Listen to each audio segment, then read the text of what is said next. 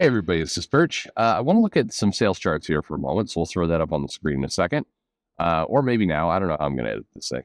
But first, I wanted to get to a little recommendation. Somebody wrote in on this. It says, "Hello Perch, no need to read this email on your channel. I'm going to though. I am reading a YA book that is so good that I have to share it because it gives me a feeling I've been looking for, which feels like years at this point. The series is called Lockwood and Company, and it's about a bunch of kids who run an independent ghost hunting agency. It's a mystery with horror elements, very cleverly written, and also introduced kids to the idea of running their own functional business. I feel like you'd get a kick out of that. Just want to share a good thing. Have a lovely day." But thank you for sharing, and it's a good share. My kids just discovered this Lockwood and Company. They both like it a whole lot. Now there's a 3-year age difference, and at the current age of 12 and 9, that's a pretty major 3-year difference at this point, because you got one kid going into all the stuff that's going to make my life a living hell, and the other one is trying to figure out what she wants to adapt and not adapt from the older one. So anyway, but both really like this book. It probably skews a little bit younger, but it's the horror elements are not horror. I mean, it's like Scooby-Doo level of horror elements, but it's or maybe I'm just hardened and jaded, but I think it'd be fine if you've got kids. But anyway, Lockwood and Company definitely would recommend that. I think it's a great book, and some good stuff there. So I wanted to look at this sales chart, which is making the rounds, and it basically is looking at the major comics. Now it's not. This one is I can't tell who it's credited to. The logo's all jacked up here, but it's it's in 2020, 2021. And 2020, 2021, of course, was very much in the thick of the pandemic, and people were getting books and everything else. And there was a lot of talk about how comic books had this big boom and resurgence during that time period. And it's taken me a long time to really sort through the numbers and get to accurate truth, because people keep lumping a lot of things into comics. And that's not inherently bad, depending on whose perspective you're looking at. If you're looking at from a bookseller perspective, if you are, Barnes and Noble, or you're a retailer that is selling all kinds of comics, then the bundle, big business equals up is a fine talking point. You don't need to get more complex or detailed than that. But to actually understand what's selling, you do need to get into the complexity of it. The reality, as I've seen it, is that Marvel and DC did have an uptick in business during that time period, but much of that uptick was around, certainly back issues, but also trades and things like that. And again, if you just sit down and kind of close your eyes, it logically makes sense, because people, a lot of these stores, a lot of these locations were locked down. People weren't getting stuff. Their comic stores did see people come in who hadn't come in for a while and pick up their pull box. So these big purchases were happening. So there's a lot of stuff going on there, but by and large, a lot of people were looking for things to read and enjoy. They went to Amazon, or they went to BarnesandNoble.com, or they went to these big resellers, and they ordered trades.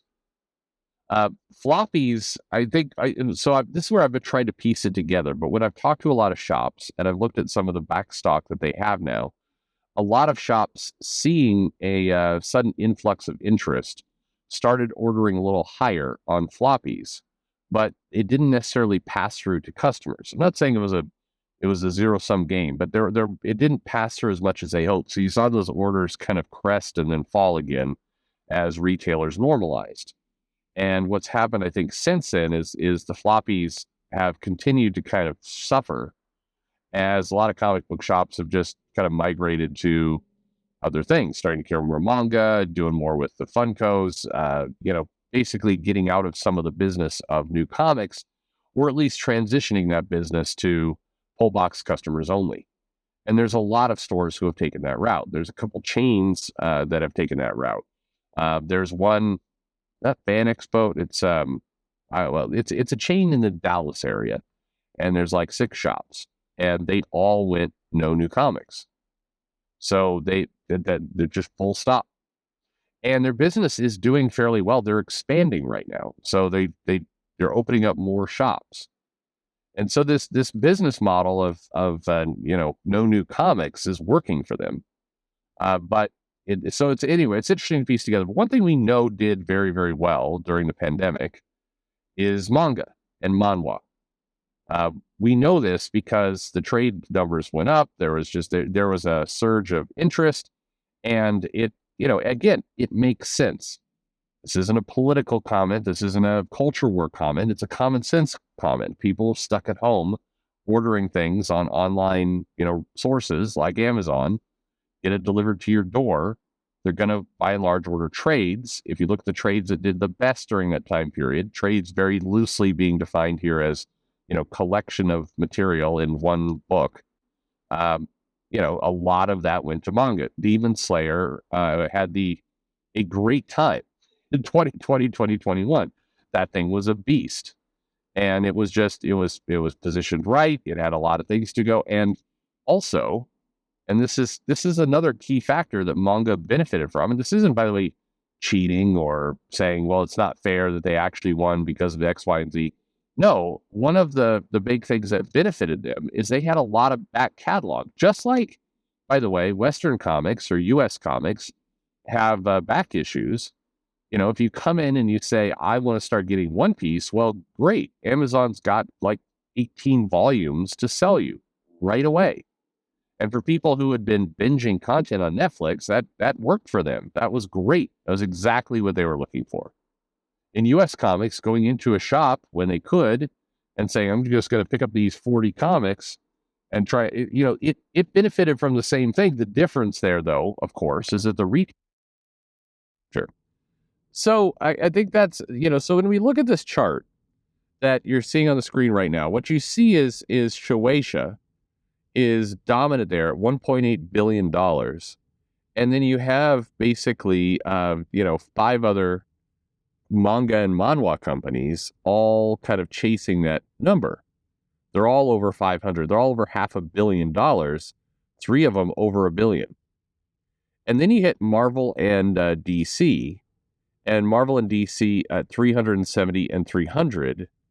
And then you've got Mia and you've got Panini there sitting at the kind of at the low end of that scale. But what this chart should tell you, I mean, you could take this a bunch of different ways. Certainly you can take it as Marvel and DC are getting their ass kicked by manga and manhwa. You could. I mean, you're not wrong. I mean, if you look at the dollars here, that is true. But the bigger takeaway here is just, look at how these companies have run their business. The top 5 here, particularly the top 3, invested heavily, and I'm sorry to be a broken record about this, in trade, in distribution, in localization, and in digital. All 4 at the top. 3 out of the 4 use the same underlying platform for digital. So they all, I would say they work together because it's not like it's a collusion type thing, but they all took the same strategy. They all worked very hard to make sure their product was localized. They all worked with companies like Viz and others to get their products out into the market. They worked very hard to get they worked hard to break into big box stores. One thing about those top 5, and again, as a retailer, it hurts me a little bit to say this, is they spent very little effort pursuing the direct market. Very little.